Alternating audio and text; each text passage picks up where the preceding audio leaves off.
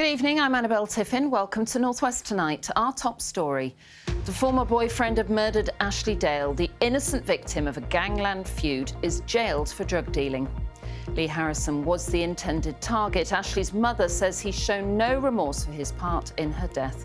Also tonight, a Cheshire farmer tells us why he's using a childhood toy to make his point about the government's controversial inheritance tax plans. The show must go on, how they're keeping theatre alive in Oldham after the curtain came down on the town's famous Colosseum. The epic tale of Bill's Bench, how a poignant memorial to a father sailed 80 miles up the northwest coast. And it's been rather blustery out and about today. Join me later in the programme for a full weekend forecast and to find out if those winds will ease for tomorrow.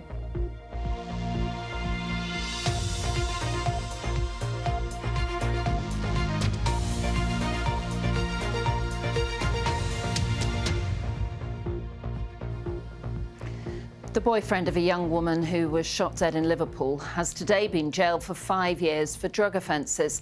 Lee Harrison was the intended target when his partner, 28-year-old Ashley Dale, was murdered in August 2022. He declined to cooperate with the police investigation into her death. Well, Ashley's family welcomed the sentence, saying that he'd never shown any remorse for his part in her death. Well, our Merseyside reporter Andy Gill was at the sentencing at Liverpool Crown Court. He's there for us now. Andy, just remind us of the background to the murder of Ashley. Well, Ashley Dale was the wholly innocent victim of a feud between her boyfriend Lee Harrison and a drugs gang. Early one morning in August 2022, a gunman broke into her home and sprayed bullets from a Scorpion submachine gun, and Ashley was shot dead. The gunman and 3 of the men who were involved in that plot were all jailed for life for murder. But as you mentioned, Lee Harrison refused to cooperate with the police in their investigation into Ashley Dale's death. And what happened in court today? Well, Lee Harrison and another man, Terence Rice, appeared via video link for sentencing here at Liverpool Crown Court today. At a hearing in December, Lee Harrison admitted conspiracy to supply heroin and crack cocaine and admitted possessing cocaine with intent to supply. Now, in his mitigation on behalf of Harrison, Stephen McNally, his barrister, did not mention Ashley by name, but he said that these offences happened at a difficult period in Harrison's life after he'd suffered a significant bereavement, and that led to him losing his job and his home. Mr. McNally said that Harrison did not offer this as an excuse for his offences, and he was full of remorse. Yes, he said he was full of remorse. How has Ashley's family reacted? Well, Julie Dale, Ashley's mum, issued a statement in which she said they're now going into the 3rd year since Ashley's senseless murder, yet they'd still had no contact or attempts from Lee Harrison to give them any answers, no sorry, nor any remorse shown. Julie Dale said Harrison continued to live the life he had, the one that sadly led to Ashley being killed.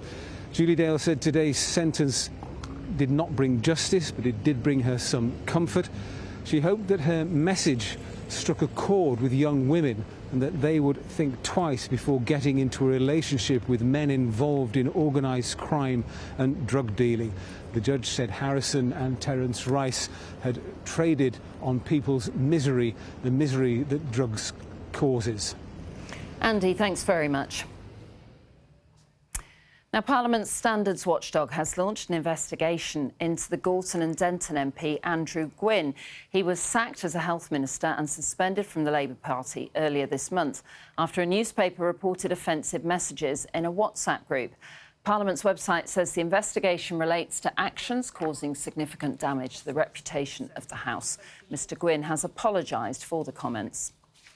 3 brothers who abused girls aged 6 to 15 in Barrow and Leeds between 1996 and 2010 have been sentenced at Preston Crown Court today. 38-year-old Shahar Joman Mia on the left and 48-year-old Shahar Amran Mia in the middle were given life sentences, while 47-year-old Sahar Alman Mia was sentenced to 14 years, with at least 10 to be spent in prison. The brothers targeted teenage girls when they moved to Barrow in around 2008 to work in a takeaway owned by the family. 4 councils in the North West have been granted permission for extra financial support from the government. Cheshire East, Halton, Trafford and Wirral are among 30 councils which can now potentially borrow millions to meet their day-to-day spending costs next week. It comes weeks after Trafford was one of 6 councils across the country allowed to increase council tax above the usual 4.99% threshold. A Lancashire councillor who owes almost £4,000 in council tax has resigned. Tom Ormerod was the Conservative councillor for Colnes Vivary Bridge Ward. His resignation was announced in an email from Pendle Council. His departure sparks a by-election on a date that hasn't been announced yet. Now, Hannah Mellor was the victim of years of appalling domestic abuse at the hands of her former partner. Today, after he was jailed for 18 years, Hannah from Rochdale has decided to waive her anonymity and tell her story to encourage other victims to contact police. Greater Manchester Police has faced criticism for its failings in tackling domestic abuse, but they say improvements they've made are now paying off. You may find some details in Molly Brewer's report distressing. Part of the control was that I wasn't allowed to actually brush my teeth for the whole time of the relationship. Hannah Mellor suffered a campaign of abuse over 2 years at the hands of her former partner, 33-year-old Ben Fitton from Glossop, who was jailed for 18 years. Ben Fitton really did tick all the boxes as a domestic abuser.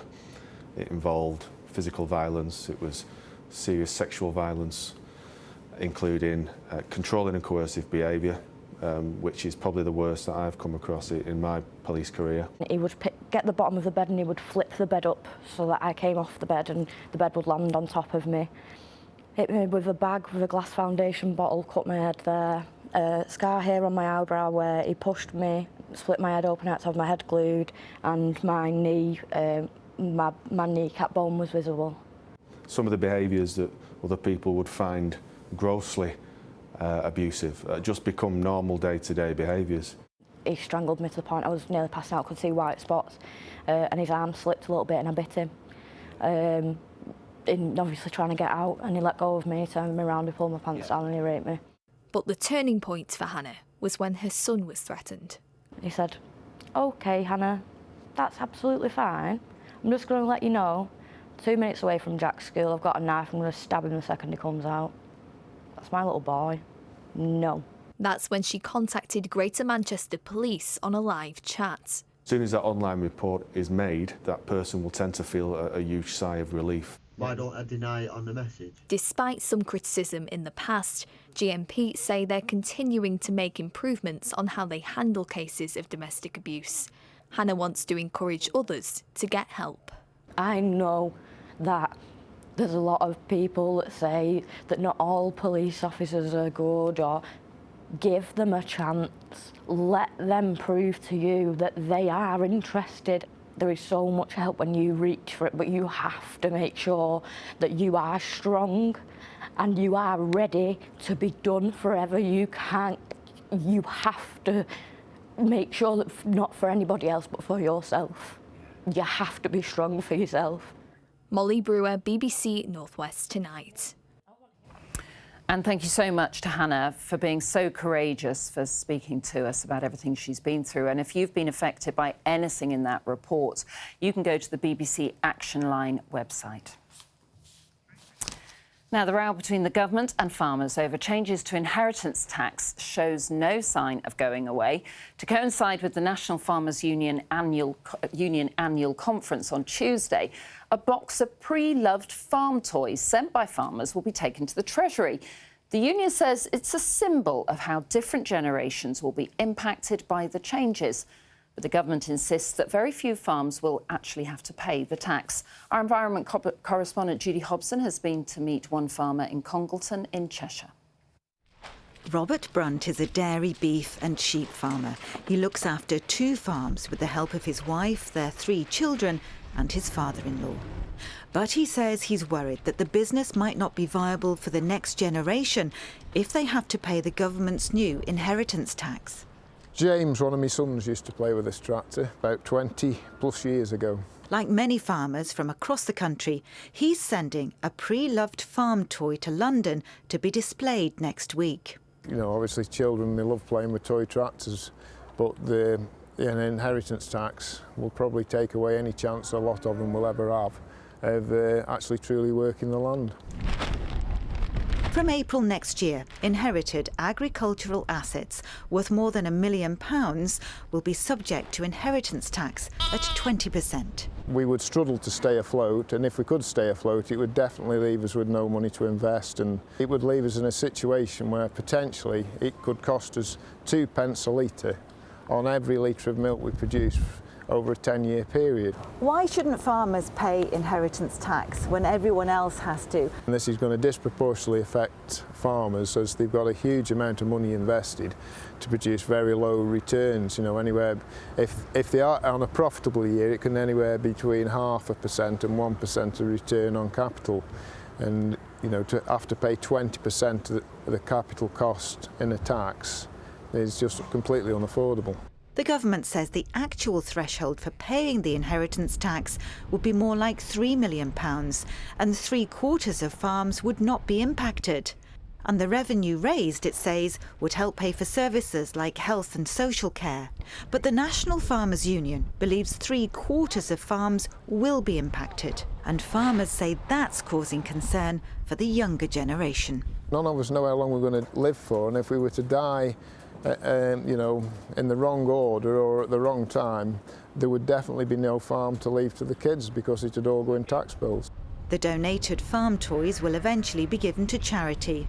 The row between the government and farmers shows no sign of going away. Judy Hobson, BBC North West Tonight, Congleton.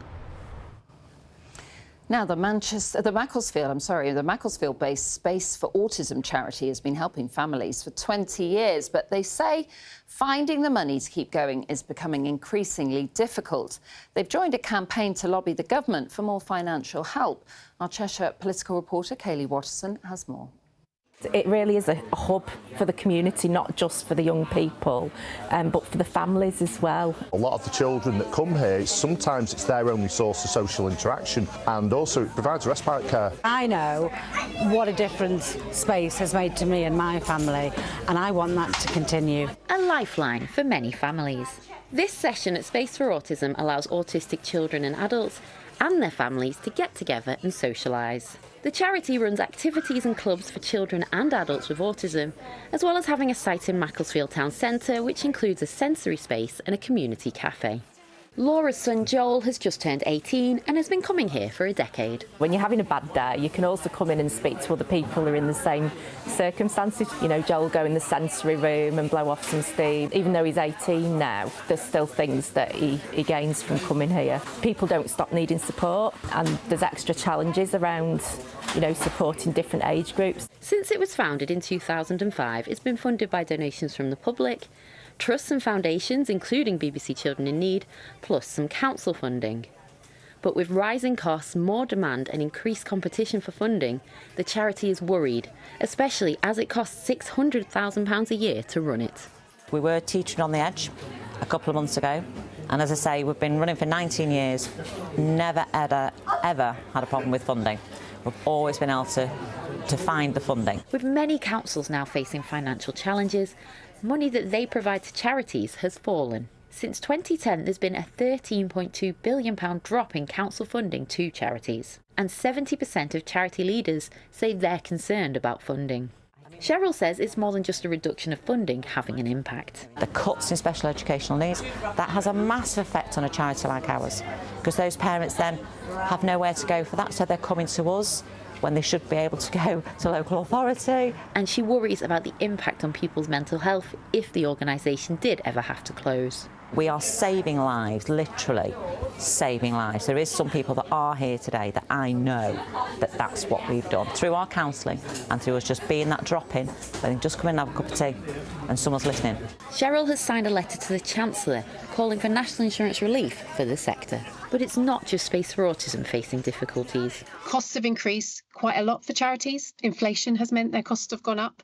They've also found that things like the cost of living crisis and the youth mental health crisis means that they've got much more demand for their services. So is it a worrying time for the sector in general then? The sector is a very resilient sector. It is used to having to deliver a lot and really good services with not much money. But I do think the crunch it's facing at the moment means that certainly for some parts of the sector, it is a worrying time. For families, this remains a vital service that they don't want to lose. There's charities up and down the country, there's charities closing left, right and centre due to lack of funding, and yeah, this shouldn't be another charity that's on that list. Kaylee Watson, BBC North West Tonight, Macclesfield. Now, 2 years ago, Oldham's famous Coliseum Theatre closed down when the Arts Council removed its funding. There was a huge outcry and a campaign to save the 140-year-old venue was successful. A £10 million refit will start later this year. But while the building is out of action, the Coliseum's theatre company isn't, so it's playing at different venues, as Kevin Fitzpatrick reports. The show must go on, and for Oldham Coliseum's theatre company, that means a tour of the town. Its latest production, The Engagement Party, is its biggest since its own theatre shut, and it's a show where the audience are expected to join in. Oh, there's a lot of drama, there's a lot of dancing, there's a lot of music. We're all set up for this amazing engagement party, but drama unfolds, and the show focuses on joy and family and communities, and I think that's what this space does, is brings the audience together in a live, interactive experience. And it's a really big room, isn't it? We can see all the tables set out. What audience reaction have you had? Because it's really interactive, isn't it? Yeah, it's really interactive. I think audiences see themselves in the families and they love watching the drama unfold. They know what it's like with the in-laws, and we get them really involved. We get them on stage dancing, we get them involved with some games, you know. They just see themselves in this, and that's what they just love about it. There was shock in 2023 when the Coliseum was forced to close after Arts Council England withdrew its funding and the local council said the building was no longer fit for purpose. But a passionate campaign involving many who've tread the boards here saw the council change its mind and commit £10 million to refurbish it. In the meantime, it's a theatre company on the road. We've done shows in the library, we've done shows in the arcade, and so we're really trying to go, oh, actually, would it be great to meet the people where they are and to give them an offer that we couldn't give them in a building? So we're playing at the moment, which is a really fun place to be. And how has it been putting on this performance in the town centre, knowing by the end of the year you'll be back in the Coliseum? Really exciting, and we'll go in there with a pantomime. And the pantomime is probably what Oldham is known for most. One star of this show grew up watching pantos at the Coliseum and thinks the significance of it being saved can't be overstated. It'd be amazing to walk through those doors and be a part of the history, and it's great that they've managed to keep it going. You know, I think it's really important for Oldham. Built in 1885, the Coliseum's due to reopen by the end of this year. It's a back from the brink story worthy of the stage. Kevin Fitzpatrick, BBC North West Tonight, Oldham.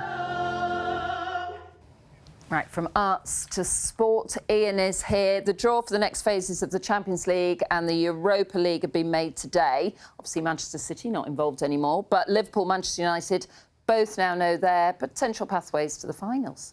They do, yeah. Though reaching a final sounds altogether more possible for Liverpool at the moment than Manchester United, doesn't it, given current form over the past few months and at the moment. Let's look at that Liverpool draw first, though, then. It took place late this morning at UEFA's headquarters in Switzerland, March the 4th, and the return leg at Anfield on March the 11th. Should Liverpool win that, they'd face either Club Brugge or fellow Premier League side Aston Villa in the quarter-finals, and they could meet Real Madrid in the semis.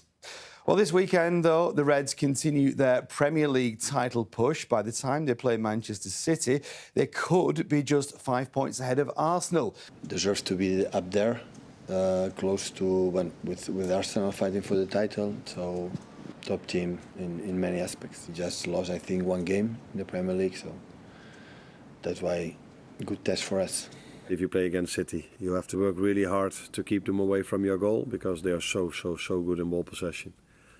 But yeah, they face a strong team as well that haven't lost for 22 games now. Tomorrow, though, they're involved in the weekend's other Merseyside versus Manchester match at Goodison Park. We sit back and think, whoa, this isn't good. But it's the reality of of Manchester United at the moment, because I think that would be a fair point. We will ask him in 2 years. In the Championship tonight, Burnley host Sheffield Wednesday. A win for the Clarets will take them to 2 points of the automatic promotion places. Now, it's a big night for Warrington Wolves fan Luke Littler, who'll lead out the teams for the Super League game against Catalan Dragons. As we told you the other week, the ground is being renamed the Luke Littler Stadium for one night only, and he'll show off his World Championship trophy at half-time. Last weekend was a disappointing one for North West Boxing, with a damaging defeat for the world title ambitions of Chorley's Jack Catterall.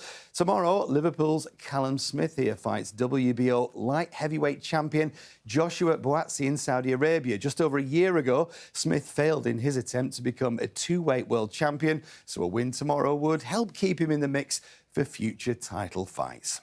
Good luck to him. Good luck to you, Annabelle, for the rest of the programme. My voice has held up. I know, but I was on standby in case I had to rush over with some water, but you did all right. Bit of gargling. I was Sean Dyche earlier on the week. Now I'm sort of Bonnie Tyler, singer of Total Eclipse of the Heart. Yeah. Raspy. Raspy. Thanks, Sorry, Ian. I'll go now. I don't know where to go after that. Now for a tale of lost and found memories. When Bill Batcock from Warrington died in 2018, his family installed a memorial bench at his favourite spot on Anglesey. Sadly, the bench was washed away in the winter storms back in December. But as Anna Jameson reports, that wasn't the end of the story. Can't believe it's actually the whole back of it as well. The moment the Batcock family had been waiting for. Reunited with their father's bench on the exact spot where it was washed up on shore. I had pressure washed it for you. He was a bit of an adventurer. He was a bit of a joker. He was full of fun. He was full of life, and I just think he's made a break for it. He's had another adventure and he's got us all involved. But this was a voyage like no other. Bill's bench was uprooted during Storm Dara last December. From here in Bull Bay, it travelled across the Irish Sea before making its way to the remote Rig Beach near Homerook in Cumbria, covering at least 80 miles. I was out walking the dogs and came upon what I thought was a piece of driftwood. And on closer inspection, I could see what it was, but the back part of a bench, but it was the plaque. That is special. That means something to somebody. So let's see if we can find out who it was. I thought it was perhaps somebody fairly local, so I just put it on the local Facebook. Megan saw the online post and launched her detective work. Obviously, with it being a name like Bill Batcock, it's not a common name that you often see, not like a John Smith. So I went online, it listed out the wife, Christine, son, Russell, and daughter, Helen. You know, it's a high likelihood, so I messaged all of them and sort of sent them a photo and said, hi, is this your bench? And would you like it back? Bill died of leukemia 7 years ago to the day. It just worked out, the children were on half term, and it just worked out it was a good day for us to come. And it's ended up, you know, exactly 7 years today that we lost him, so it is all a bit surreal. What would he have made of this story? I really do think he would be laughing at us, to be honest. He was a bit of a joker, he was full of fun. Just typical, really. I do think he'd probably be having a right laugh. And as for the plaque, well, it couldn't be more perfect. Bill wrote a lot of poetry. I found this one that started, for me, it has to be the sea. And I thought, that is just what I want to put on. The family are now looking into a permanent memorial in Cumbria. Anna Jameson, BBC North West Tonight, in Homerook. What a remarkable story. For me, it has to be the sea, and then that's where his bench went. That was so lovely, wasn't it? Abby. Magic. Right, what's the weather going to be like for us?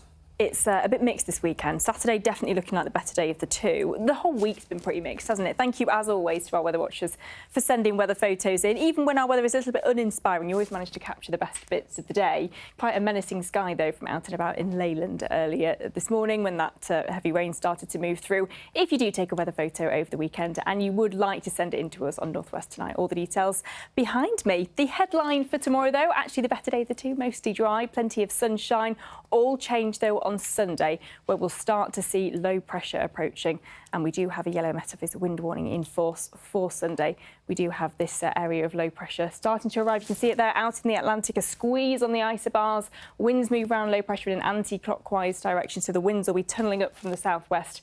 Team that with some fairly heavy rain, and Sunday is looking quite unsettled.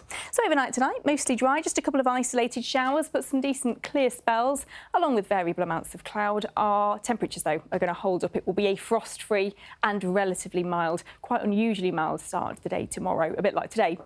Tomorrow, though, is looking mostly dry, just a couple of isolated showers, bit of cloud knocking about first thing tomorrow morning, but gradually the cloud will thin and break and we'll be left with a pretty decent afternoon. Temperatures around 12 or 13 degrees Celsius, still quite breezy, but not as windy as today. And our temperatures staying slightly above average, I think, into the start of next week, dropping a little bit for the second half of the week. The average for this time of year is about 9 degrees, and we should return to those sorts of temperatures around the middle part of next week. But this is how Sunday is shaping up, a much more unsettled day. We have that yellow Met Office wind warning in force, some very heavy pulses of rain. If you've got outdoor plans for Sunday, you may well want to keep an eye on the weather forecast. Potentially rethink some travel plans as well.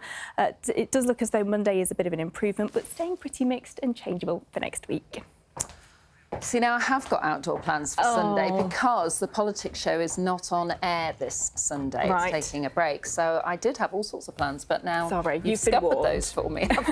Don't blame me. Well, whatever you're doing this weekend, do enjoy it. Mind that awful weather. Yes. We'll be back at 10:30 with Sam. Bye-bye. See you later.